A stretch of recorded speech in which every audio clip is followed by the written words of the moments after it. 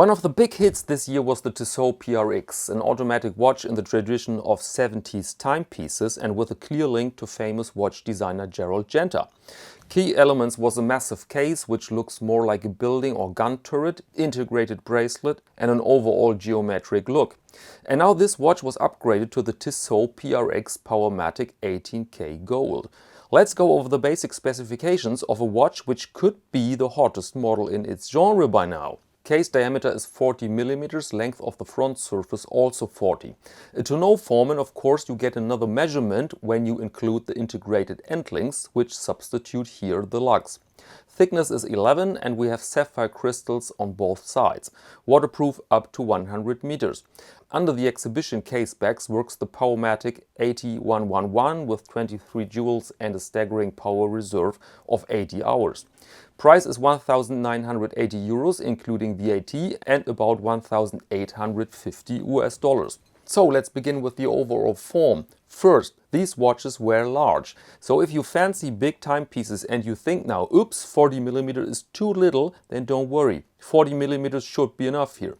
And what I and many people like is this clean look as the result of watch head and bracelet as one unit, undisturbed by an ugly clasp as you see here.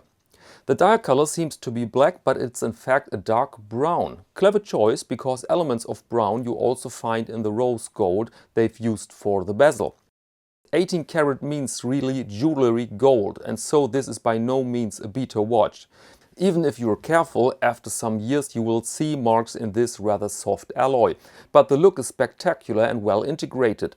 The mentioned dial color and the subtle indices, hands and the date window in the same gold tone. Of course we could debate now if a white date wheel is the optimum here, but it turned out that there is not a perfect solution for everybody. Some people find this black on white legible and handy, whereas other people see it as a distraction. Back to the bezel, now to the form. It reminds us of Rolex, but historically this is not accurate. You find this bezel form on many vintage watches, for example on this Jaeger-LeCoultre Memovox from the 60s.